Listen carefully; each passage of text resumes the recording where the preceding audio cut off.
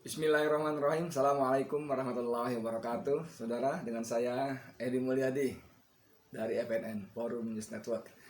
Saudara, saya pagi ini sudah berita kemarin ya, 2 hari lalu malahan dapat ya, baca dari biasa grup-grup WA. Saya lupa dari yang mana, terlalu banyak.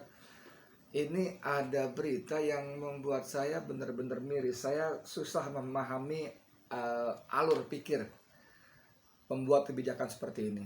Lihat ini, pasukan pemburu pemudik disebar, polisi kejar di jalur tikus hingga rumah tujuan. Ngeri nggak? Saya bacain ya. Polresta Bogor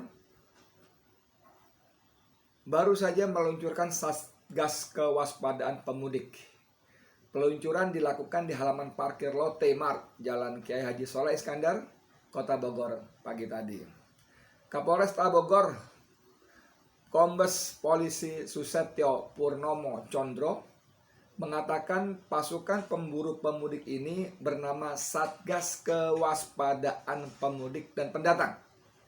Belasan ribu personel dikerahkan, mulai dari tingkat RT, RW, kelurahan, juga kecamatan. Belasan ribu personel dikerahkan mulai tingkat RT, RW, kelurahan, hingga kecamatan. Pemburu mudik ini menyasar masyarakat yang nekat melakukan perjalanan menggunakan jalur-jalur tikus. Jalur tikus itu jalur-jalur alternatif yang kadang-kadang teorinya ya tidak banyak yang tahu. Jalur kecil, berkelok segala macam, makanya disebut jalur tikus. Tapi karena dari mulut ke mulut orang akhirnya banyaknya tahu, dan akhirnya banyak juga yang lewat, walaupun tetap kita sebut sebagai jalur alternatif. Jadi boleh saja mereka lewat jalan tikus dan sebagainya. Kalau sampai ke Bogor, maka Satgas Kewaspadaan akan melakukan penindakan saat sudah sampai rumah-rumah pemudik. Maka Satgas Kewaspadaan Bogor akan melakukan penindakan saat sudah sampai rumah tujuan pemudik, ujar Kapolresta Bogor, Kombes Pol Susatyo Purnomo Condro kepada Radar Bogor. Susatyo menjelaskan penindakan pemudik ini dilakukan secara terukur dan berjenjang, baik itu evakuasi maupun rapid test, upaya-upaya penyelidikan secara hukum pidana. Baca judulnya saja, coba baca judulnya saja, apa yang Anda pikirkan? Pasukan pemburu pemudik disebar polisi kejar di jalur tikus hingga rumah tujuan. Hingga rumah tujuan, saudara. Jadi di mata para pembuat kebijakan di negeri ini, para penguasa, pemudik itu sudah menjadi semacam ancaman yang sangat serius. Barangkali mungkin lebih serius daripada teroris separatis di UPM sana, yang jelas-jelas sudah membunuh banyak sekali warga, membakar banyak sekali kampung dan pedesaan, dan membunuh TNI Polisi. Bahkan terakhir korbannya adalah Kabinda, Kepala BIN Daerah Papua, Brigjen IPT Gede Putu Dani atau siapa itu, yang kemarin baru dimakamkan di Taman Makam Pahlawan secara militer.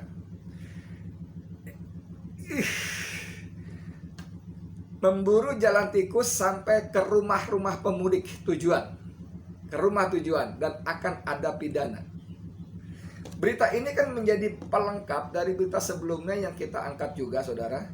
Bagaimana di Jawa Tengah, ya, di Jawa Tengah, Anda bisa bayangkan nggak, ada judul berita di Jawa Tengah, Satuan Tempur TNI dikerahkan untuk penyekatan pemudik di Jawa Tengah. Satuan Tempur, saudara, Satuan Tempur, please dengarkan baik-baik, Satuan Tempur TNI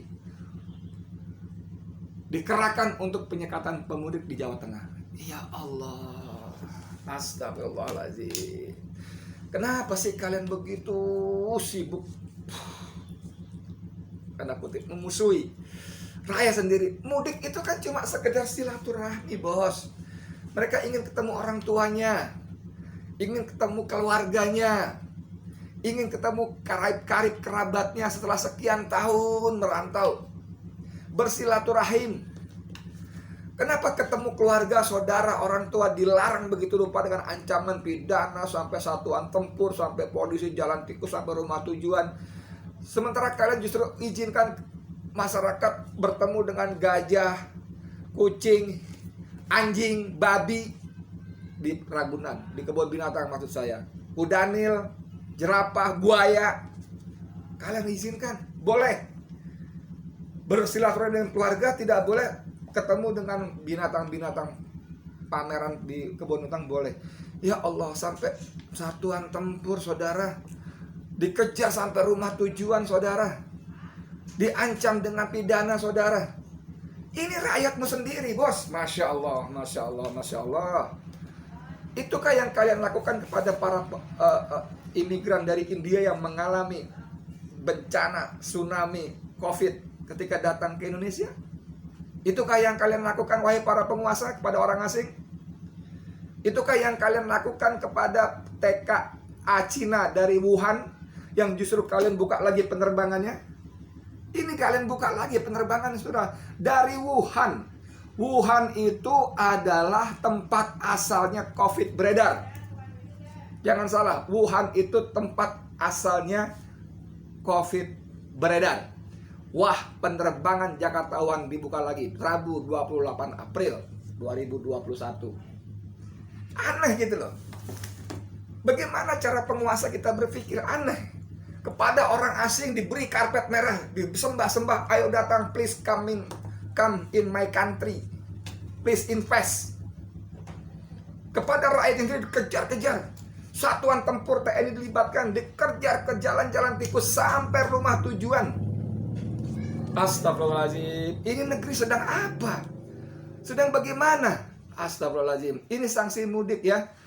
Kalau sanksi mudik 24 April sampai 7 Mei disuruh putar balik. Ini kumparan yang bikinnya. Kalau mereka mudik 8 Mei sampai 31 Mei disuruh putar balik dan denda 100 juta atau penjara 1 tahun. Bos, mau ketemu bapak, ibu, emak, mbok deh, mbok, simbok, mau sungkem, cium tangan mereka, menumpahkan kerinduan, memohon ampunan, maaf dari mereka. Kalian denda 100 juta, kalian ancam dengan pidana 1 tahun. Sementara orang-orang asing kalian beri karpet merah untuk please come in my country to invest. Ya Allah, ya Allah, apa yang terjadi dengan negeri ini?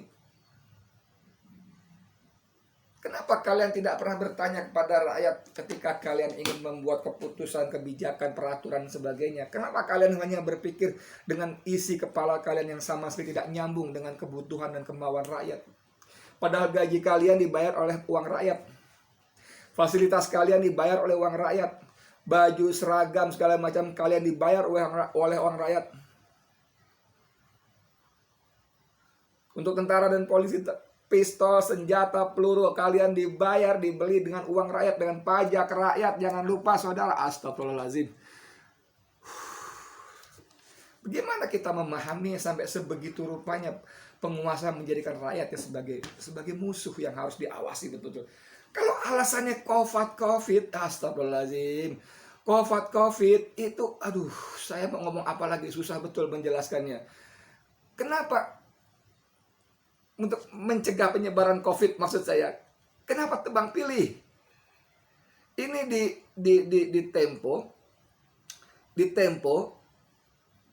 yang bicara bukan orang awam, bukan orang pinggir jalan, bukan orang yang nggak ngerti apa-apa, tapi para ahli epidemiolog.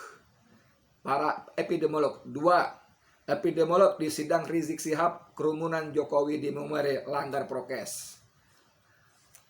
Tempo dari sidang Habib Rizik kemarin ya. Masya Allah, astagfirullahaladzim. Ketua Umum Perhimpunan Ahli Epidemiologi Indonesia Haryadi Wibisono dan dosen Fakultas Kedokteran Universitas Pajajaran Panji Fortuna dihadirkan sebagai saksi ahli dalam persidangan Rizik Syihab di Pengadilan Negeri Jakarta Timur. Kedua saksi epidemiolog dari Jaksa Agung, kedua saksi epidemiolog dari pihak Jaksa Penuntut Umum itu kemudian mendapat pertanyaan dari pihak Rizik Syihab mengenai kerumunan Presiden Joko Widodo atau Jokowi saat di Maumere, NTT. Sebelum menanyakan hal itu, pihak kuasa hukum mempertontonkan kepada keduanya video Jokowi saat dikerumuni oleh warga Maumere dan pernah viral di media sosial. Keduanya kemudian sepakat menjawab ada pelanggaran protokol kesehatan dalam kerumunan itu. Kedua ahli epidemiologi itu, satu ketua umum perhimpunannya, satu dosen pajajaran, sepakat mengatakan bahwa ada pelanggaran prokes dalam kerumunan Jokowi itu. Kalau memang kita menegakkan peraturan secara fair, menegakkan peraturan secara adil, equality before the law, semua warga negara setara di depan hukum, please dong, please proses juga dong kerumunan Jokowi, please. Kata mereka apa? Prokes yang tidak terpenuhi dari kerumunan itu seperti menjaga jarak dan ada yang tidak memakai masker, ujar Panji Fortuna di Pengadilan Negeri Jakarta Timur Kamis 29 April kemarin, 2 hari yang lalu. Lalu nih ada pertanyaan bagus. Selain video Jokowi, pihak kuasa hukum juga menunjukkan video TikTok yang menampilkan Wali Kota Bogor Bima Arya bernyanyi tanpa menggunakan masker dan menjaga jarak. Rizik Syihab kemudian bertanya kepada keduanya, apakah potensi penularan virus COVID-19 akan semakin kecil untuk pejabat? Ini pertanyaan nyelekit banget, tapi memang harus diajukan. Nyelekit banget. Apakah potensi penularan virus COVID-19 akan semakin kecil untuk pejabat? Kita dengerin. Pasang kuping baik-baik wahai penguasa. Pasang kuping baik-baik wahai para penguasa. Potensinya sama. Virusnya tidak membedakan siapa, kecuali orangnya punya kekebalan tubuh atau tidak. Jadi tidak ada bedanya, ujar Panji. Ini tontonan ketidakadilan, saudara. Kalian berpegang teguh ngotot sok prokes, ketat dengan prokes, lalu sampai memidanakan Habib Rizik, lalu sampai membunuh 6 pengawalnya, memfitnah organisasinya dengan teroris segala macam, memburu rakyat pemudik sampai ke rumah-rumah tujuan, mengancam dengan pasal-pasal pidana, mengerahkan polisi dan pasukan tempur, satuan tempur TNI untuk memburu para pemudik. Tapi pada saat yang sama kalian membuka kembali penerbangan dari Wuhan ke Jakarta. Pada saat yang sama kalian begitu permisif kepada orang-orang India yang sedang mengalami tsunami, dahsyat gelombang COVID di negaranya. Kalian kerja untuk siapa, bos? Kalian kerja untuk siapa? Untuk rakyat yang mana? Astagfirullahaladzim. Berhenti. Berhenti menzalimi rakyat sendiri. Berhenti. Pangkat jabatan yang kalian pegang, yang kalian banggakan itu tidak abadi. Sebentar lagi selesai. Jangankan pangkat jabatan, nyawa kalian pun akan selesai.